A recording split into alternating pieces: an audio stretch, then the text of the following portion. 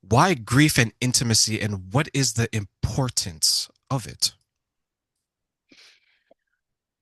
Well, I think that when you go through grief is something that really rocks you to your core and can reshape your identity in such a fundamental way that it impacts all of our intimate relationships and the ways in which we move forward with the people that we love, as well as, in my case, I lost my husband. So every intimate relationship that I have from this point forward will be shaped by this loss.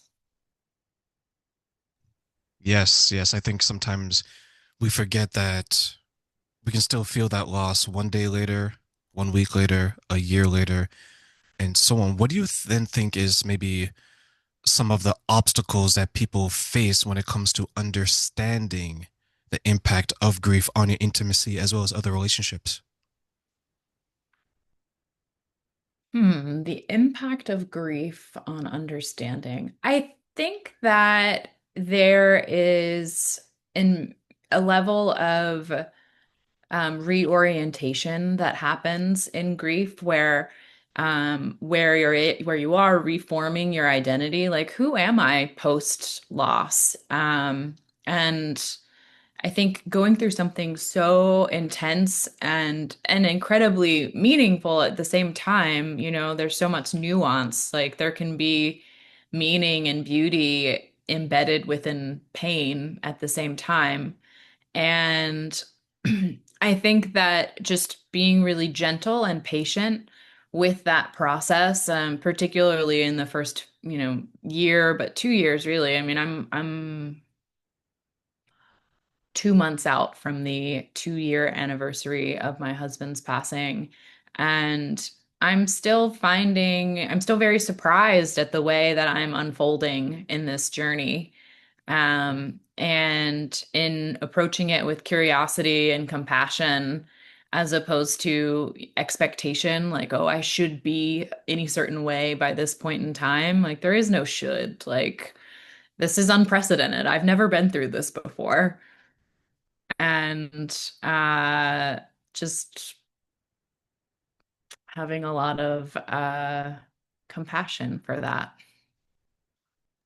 I remember when I've lost two people that were close to me. One was a friend many years ago during COVID. And so that was what, 2020, 2021. And then my grandmother, December of last year. And both impacted me differently. When I lost my friend, I didn't know grief directly. So I went to a few people at that time. But the first person I went to was my girlfriend at that time for support. Like a lot of people, right? Like once you can't get something for yourself, you go to your partner. And then you go to your friends. I found that the person was very unsupportive. And when you mentioned intimacy, it reminded me of that because what I had to do is the person was trying to support me through offering sex. But at that time, it wasn't what I wanted. And for the men out there, yes, men always want sex, calm down. But it wasn't what I wanted at that point in time. And then I began to realize later on that some people, when they offer something, it's all that they have to offer. And some people who lead with sex, who lead with money, that's what they're going to offer because maybe they don't put any significant value in anything else. When you experience it through your with your spouse, what were some of the support that you needed during that time, but maybe you got it and maybe you didn't get it? And why? I'm so glad that you framed this question in this way and that you asked it. I have found, that in so many ways, like people, like just like what you experienced, that people show up um, at the capacity that they have. And it's not always the capacity that matches the need of the moment. And I have found that a lot of times um, the discomfort that is inherent in our culture today with death and grief um, tends to fall back on the bereaved, where people they don't know what to say, and so sometimes they'll just distance themselves because they don't want to say the wrong thing. or they don't want to make you feel worse. I'd say like my biggest response to that is like, you can't make me feel worse. I already feel all of the things, like I'm already sad. Like you bringing up my husband isn't going to make me more sad. I'm thinking about him constantly. Um, but I'd say the biggest thing for me, the biggest sort of void was that I really, really wanted and needed my parents to be present for me and just show up. Like I didn't need them to buy me anything. I didn't need financial support. I just needed people to just be present and witness me as I'm going through this, very monumentally transformative and painful moment. And um, they just, that was something that was not within their realm of capability. And I'm still reckoning with that, and it's still quite challenging. Um, but I'll also say that with respect to what you shared about your experience, I found that when after my husband passed away, like this was a time for ultimate presence, like uh to be available to what I was experiencing and feeling without masking or covering it up with drugs or alcohol or sex or anything can be a masking agent in certain circumstances, exercise, work, like all sorts of things. And I really wanted to allow myself to feel what I was feeling, because in previous experiences of my life I have gone the masking route. And I know that to be more like a slingshot. Like it's gonna make it so much worse for me in the future if I don't cope with what I'm experiencing now. There was someone, she experienced that masking that you're speaking of. And what she did is that she full blown went into sexual experiences. And what she was discovering, it was giving her a sense of confidence that she didn't necessarily have before, but it was fleeting. So the confidence was tied to the bedroom. So after the deed was done, it's like, oh crap. Okay, I need to do it again, right? Because I need to build up because as it's coming down, now you're starting to feel the grief. You're starting to feel the emotions, right? So she went on, for lack of a better word, like a sexual rampage, right? But where the difficulty was starting to happen is there was her relationship was becoming very superficial. So as she was expressing this to maybe her peer group, they're trying to counsel her and say, hey, maybe this isn't the best way for you to work yourself through this. But because she was getting something that she wasn't getting from other people, which was that confidence, and now she feels attractive, she started to push people away and she started to live in it. From your personal experiences or from the experiences of others, do you see people going down the path of maybe behavior that isn't as healthy long term, but because it feels so good in that moment, they can't resist it? Definitely. I like to think of that as a short-term gain for a long-term loss. And I mean, in the way that I work with people and also the way that I work with myself is in a very introspective manner. I don't want to tell anyone about themselves or their behavior. I just want to create a safe container for them to explore themselves, by asking questions, by mirroring back what they say that they're experiencing, and also approaching them with curiosity and compassion.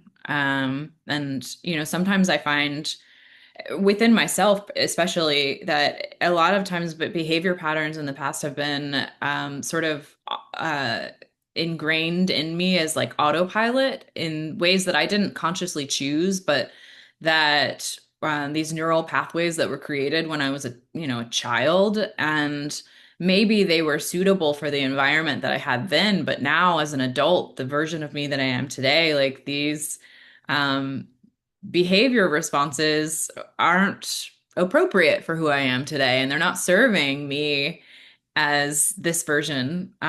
So it's really helpful to have, someone very trusted that can create an environment where it's, just about creating care for oneself and investigating who we are and why we are the way that we are, and if the way that we're showing up in life is congruent with the way that we want to see ourselves in the world.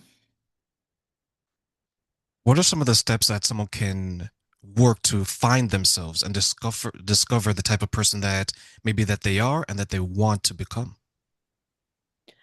I think it starts with presence. It starts with showing up with our for ourselves. We talked about the type of support that we need in grief. Like I talked about what I needed from my parents and wasn't able to get. And what it meant for me was to show up for myself as the mom that I always needed and as the dad that I always needed. And I think that there's a whole other universe of what self-care can look like as in contrast to getting massages and a manicure and getting our hair done and going shopping. That's all wonderful, but I think when it really comes down to it, like showing up for ourselves is more of a core, like fundamental mechanism of seeing ourselves and our bodies and saying, like, asking ourselves, like, what do you need? What do I need right now?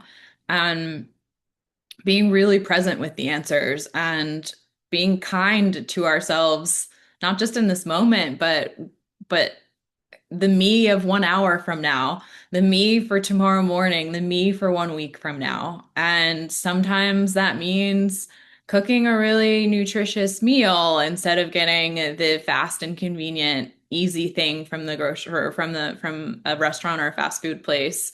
Sometimes it means taking a walk, like blocking off 20 minutes on your calendar to just go outside and stretch your legs. Um, Sometimes it means expanding our mind, reading a book. Something that has been immensely supportive for me and for many others is to um, find ourselves in stories. Like when we are able to relate to someone else's journey, either in a book or a film, it makes us feel less alone. We know that, I mean, humans are creatures of story. We've been telling stories since the beginning of time. And the reason for that is that the emotional and community support that is derived from storytelling. And so when I am, struggling to figure out how to go through something that I'm going through, like finding a version of this in a book, I might not be repeating or copying the book's circumstances, but it does open my mind and open my perspective to what other options might be available to me. I love my massages. Me too, by the way. Me too, right? Yeah, I go about probably 3 to 4 weeks. Some people are probably gonna think I'm rich, but there's like a price that you will put on yourself, and there's a price that you wouldn't, right? So when it comes to massage, that's where I splurge. But having the conversation with myself, that was difficult. And I found that that took courage, even though I did it in my 20s. Do you find that some people struggle with having that type of conversation to, as you mentioned, the version of them today, the version of them tomorrow, to be real, honest, and fully transparent with themselves? Absolutely. The world that we live in is not built for this. Like we are conditioned to numb ourselves. Like it's so normalized for us to have a job that we, may or may not love, and then to go to happy hour at the end of the day and wash it all away, and to numb ourselves with binging on the newest Netflix series over the weekend. And really when it comes down to it, like these things are pulling us away from ourselves. We are weakening our connection to really understanding like what's happening beneath the surface with us. And ultimately what's going to lead us to peace and fulfillment in this world. Like there is we will all go through hard things in life. Like we won't escape it. Every single person will go through loss and some other form of grief that will find them in life. And there's two things that I've learned about this. There are hard things that life gives you that are unavoidable, and there are hard things that we create for ourselves in life. And we have a choice. We have agency. We don't have to make it harder than it already is. And we uh, have the ability to create spaciousness around the hard things so that we can also experience gratitude and joy and meaning and purpose alongside the events that we can't control in our lifetime. How can we determine or distinguish between the hard times created by ourselves and the ones created by life? Well, I think it's we can't control when somebody that we love passes away or when somebody that we love gets a diagnosis, a devastating diagnosis. We can't control aging. We will all age and we will all, in some ways, mourn our youth, whether that's like, not being able to, not being as fast or not being able to run around as much as we want to with our kids or what have you. Um, but we do have the ability to take care of ourselves. Like we do have the ability to minimize like the harm that is wagered on our own selves and our own bodies. Like the choices that we make and the ways that we show up for ourselves directly impact the ways in which we're able to show up for the people that we love and the causes that we care about in our communities. The better that we take care of ourselves through nutrition and showing up for our bodies, taking care of our bodies, exercising, is going to create much more capacity for us to be available to everything else that we care about. I asked that question because I had to ask myself that question because growing up, I spent a lot of time thinking it was the fault of the world. Woe is me. Victim mentality, right? To the millionth degree. And then um, I went through my grieving period was a little bit different because I didn't grieve the loss of a person. In my 20s, I was grieving the loss of myself because I had to become something different than I was because I wasn't getting the results. And instead of me blaming the world, I was like, okay, Terrain, you got to figure this out. So as I was figuring this out, I was shedding, it's like a snake, right? I was shedding the old skin of me. I was becoming this other person. But then I began to realize that I'm losing people because of who I'm becoming. So now I'm grieving the identity that I can't hold on to. And I share that because I think every single person at some point in their life, if they live a full life, like the people who die at 2 years old, probably not, but who grow up into old age, they come to a crossroads in their life where they either have to understand that probably the majority of their issues in life is because of them and not outside factors, or they're going to just continue being the way that it is and not getting the results they have because once they come to that crossroads, they don't make that choice. They just say that, you know what, my life is okay. These friends, yeah, they're toxic. This boyfriend beats me. This wife cheats on me. I'm good because I know this devil and this chaos. I'm comfortable with it.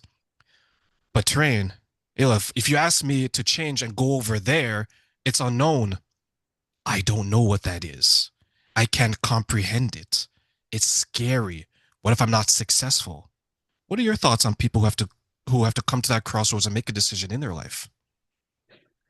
I'm once again, I'm really glad that you framed it that way. And I will share a little bit about my journey when I was caregiving when my husband was diagnosed with cancer.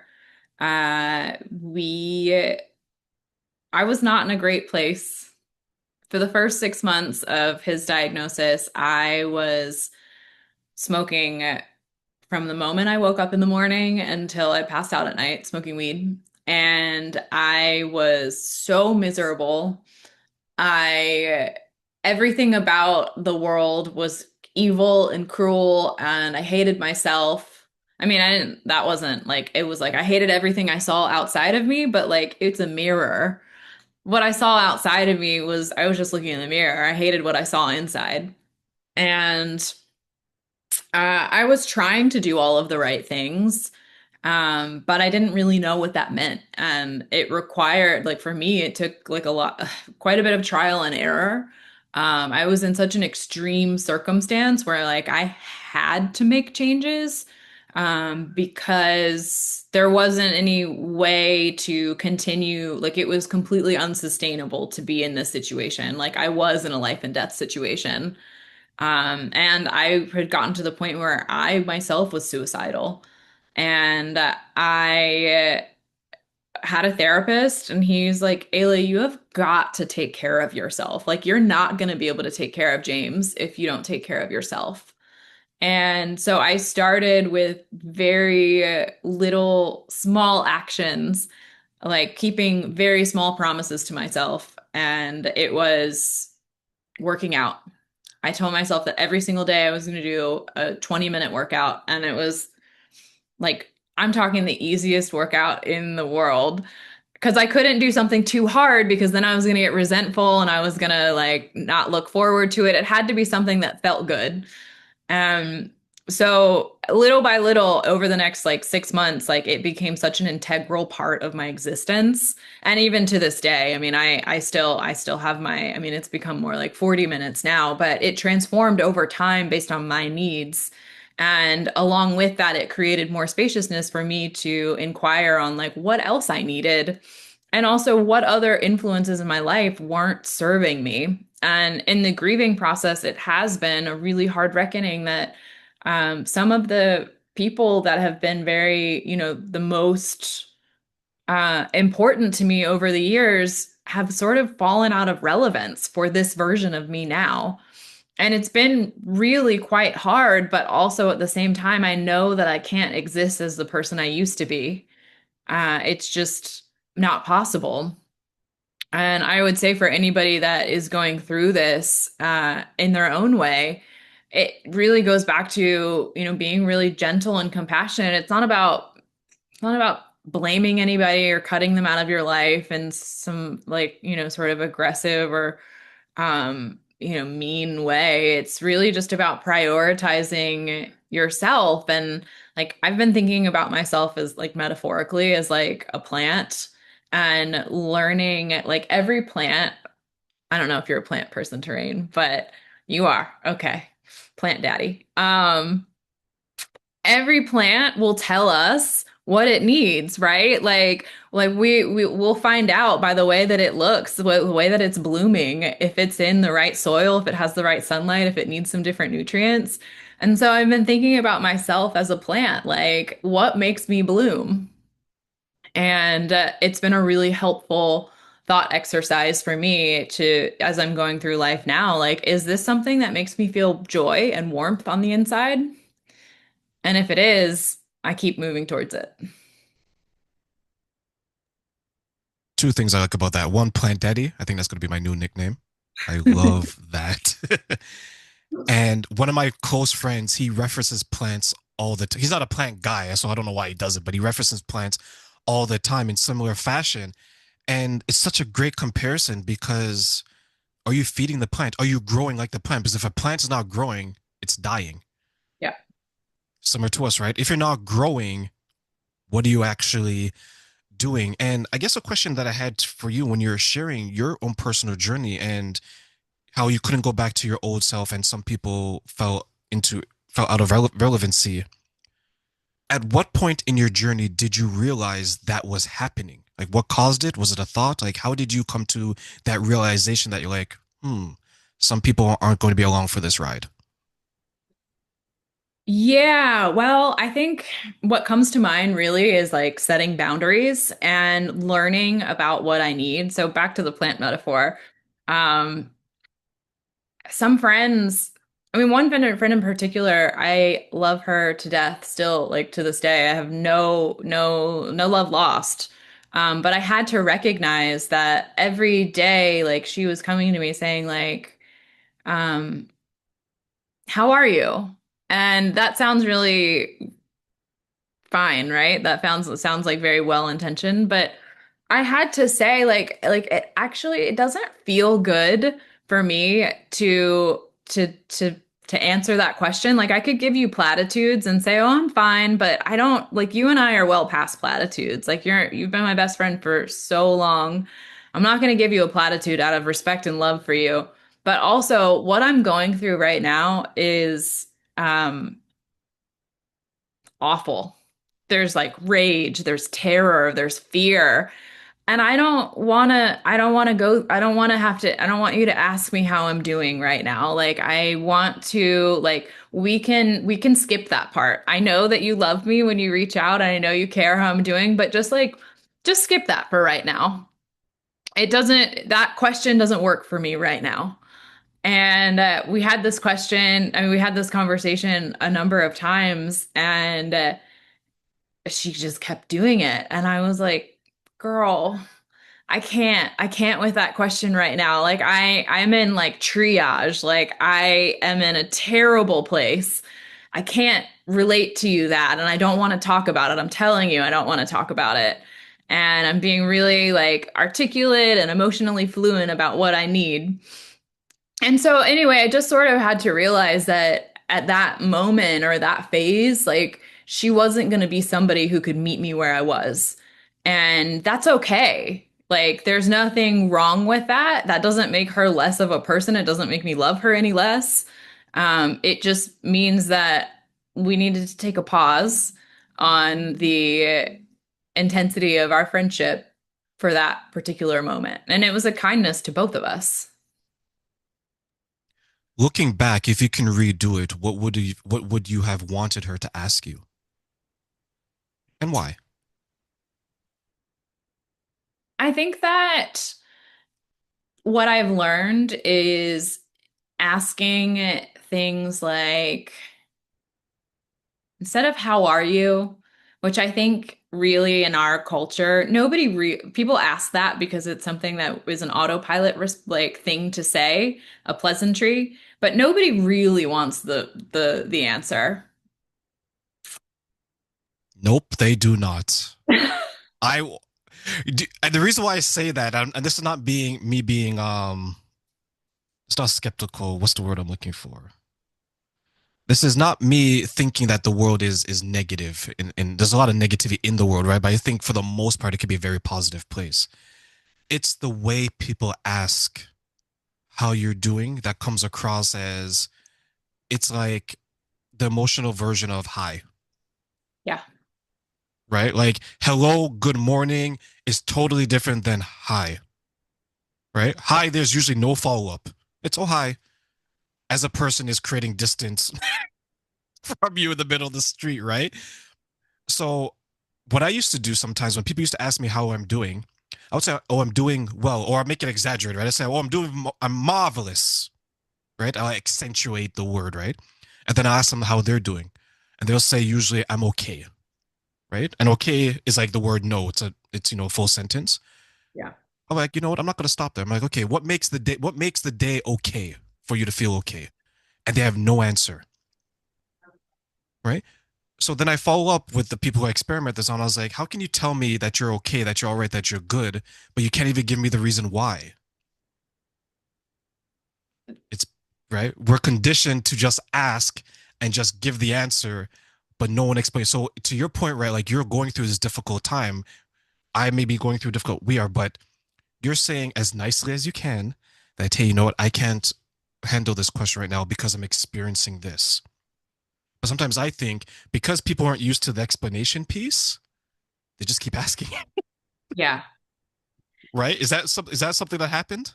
Yeah, absolutely. And I mean, I guess this particular thread for me is particular point is particularly doing a lot with that word right now, poignant because in my relationship with James, my husband, we met in 2016, and shortly into our relationship, We had just met up. We were about to hang out, and he's like, "How are you?" And I was like, "I'm fine." And he was like, I I'm not here for your platitudes. I'm not interested in your platitudes. I'm asking you because I actually care about the answer. And that was the first time in my life anyone had ever asked me how I was doing and wanted to hear the answer. And thus, it was the very first time that I ever asked myself, how am I? Am I okay? Like, what makes me good if I say I'm good? What makes me fine if I say I'm fine? Am I actually fine? Do I even did I have a good day? Do I even like what I'm doing? And it created this whole line of self-inquiry that really changed my life. You know, dramatically started moving my life in a very different direction from that one shift. Someone shows you they care about the answer, then you begin to rethink the answer, right? And you're like, oh, am I okay? No, I'm actually good, and this is why, right? So I like that interaction because I think more people would benefit from looking at not only the question that way when they ask it, but the answer that way when they provide it. Um, when you shared that experience, going forward now, what changes do you see in yourself when you're asked that question or when you ask it or provide an answer? I've been asking instead of how are you, I ask, how are you feeling today? It's a subtle shift, but it seems to make a big difference. They got to think now. How are you feeling? And it really, I mean, for me, I appreciate more being asked that question because it feels like a smaller unit of time. How am I feeling right now in this moment? Hmm. I'm okay in this moment. I can see the day ahead of me. I am perfectly comfortable with the tasks I have. Or, I don't know, I'm feeling a little overwhelmed at the moment. Why are you feeling overwhelmed? It creates more space for dialogue. When you ask yourself that question, are you surprised at some of the answers that you come up with? Yeah, I mean, I think I always try to leave space for surprise in the relationship I have with myself. I mean, going back to the plant metaphor, I've been thinking about myself as a garden and how surprising it is to see how I'm blooming in this phase of my life. Like, despite everything, there are so many beautiful things to still be surprised about. Yeah. Yeah. When I have sometimes I'll sit in my room and I have my phone on silent, TV off, and I sometimes read, let's say for like 60 minutes, and then I'll just like reflect, not only on the book maybe or the study or just on life. And I have conversations about my within myself, and I'm just like, how did you feel this morning? I'll come up with the answer. I'm like, okay, how do you feel this afternoon? Which is usually when I do the reading. And there's a shift, right? And the reason why I share that there's a shift is when someone says that they're good all day long, I want to know how. Right? Like there's a because for me it's like a spectrum, right? Like yeah, I'm feeling really good now because I went to the gym, had sushi, and I'm really energized, right? Now it could be later on in the day where let's say I'm doing like 3 interviews and I'm like, okay, you know what? I feel exhausted. I'm not good. I'm not having a bad day, but I feel something else. And I wonder sometimes the people like yourself, like me, and many others who are very attuned when it comes to the communication within themselves probably are very good at communicating with others as well.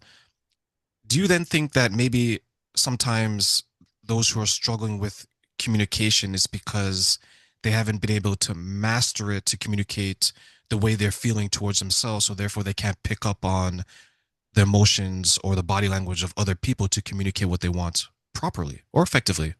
Ooh, 100%. And another thing that you brought up just now is this binary thinking that comes up within, I think, um, within the how are you question. It's like good, okay, fine. Like it's very binary. Whereas that's just not the nature of any of life. Like there are intricacies and nuance within everything. Like as you said, like I can be depleted and I can be tired, but I can that doesn't mean that I'm doing bad. I can also be grateful. I can also be excited. I can also like all of these things can be true at the same time. And I think all of that creates spaciousness for more, for more exploration to occur, which then creates a greater level of emotional fluency, which for me is like opens the those doorways or those pathways for deeper connections with those around us and the people that we love. It doesn't, I mean, our intimate partners, our family members, but also we have more agency and more power than I think we even realize. Like when we're at the grocery store or a coffee shop and we interact with people, everything about the way that we carry ourselves and the way how attuned we are within ourselves impacts the way that we are going to interact with everyone that we come in contact with. What do you think is preventing some people from opening themselves up in that way to understand not only themselves, but how they interact with other people? I think a lot of it has to do with having the space to explore with curiosity and also having it modeled to them. In my case, and many others, we don't know what we don't know until it's revealed that we don't know it. And so if we're moving through the world and we're receiving the reactions that we see, like that we receive, like it's like you don't question, like, until you're given a reason to question it, you don't question it. And there are really intense experiences that can happen to all of us, like death being one of them, or diagnosis of terminal illness that like rocks you out of your paradigm and you start to see the world very differently. But it doesn't have to require something, an earth-shattering event like that to change the way you see the world. We I look at some, yeah, to your point, right? I look at it sometimes as to open yourself up like that, to be in tune with your emotions, you'd have to be vulnerable. And to a lot of people, being vulnerable is scary, not only to yourself, but to many other people, because once you open yourself up in that way, you can potentially be hurt, not only by yourself, by other people. And then to your point, when you mention like let's say it's a romantic, intimate relationship, what other way to open yourself up to being hurt than having strong feelings about someone, right? And I look back sometimes on some of the women that I work with who are struggling in that area, and they're older in life. They're in their 40s. Well, that's not old, but they're in their 50s and 60s, and they're trying to figure it all out at that age. And I tell them that it's possible to figure out at any age. It just comes down to, do you want it bad enough? And I wonder sometimes the people who struggle with identifying some of the things that you mentioned, do they want it bad enough? Or is it something that if it happens, it happens, but I'm not going to actually work hard for it, or I'm not going to work towards it? Because sometimes you have to give up something to achieve it, or sometimes you have to recognize that, okay, you know what, this is preventing me from doing it. And it's an internal thing, it's not the world. What do you think is maybe hindering some people from making the progress that they want to make, even though they say they want it, but maybe their actions don't match? Well, I think it's a lack of attunement with self, for one. And also, I think it has to do with comfort zones. People, I mean, our nervous system is built to seek comfort and to minimize pain. And we have and can have agency over our nervous systems, but it does take effort and sort of like training for us to override these signals that kind of call for us to stay where it's safe and comfortable. And in some cases, like what I've experienced, I mean, I didn't have a choice. I had to change, or a change had to occur. And throughout the history of my life, there have been different ways of responding to situations that required change. And it has been all the masking and the coping mechanisms that we've talked about. It has been drugs. It has been, I mean, I had a phase of addiction and I stopped. I got through that, but I didn't address the root cause of what was happening, what the problem that I was seeking to solve by masking. And I just became a workaholic. And then, so 5 years into that, my body was screaming. It was like, we can't live this way anymore.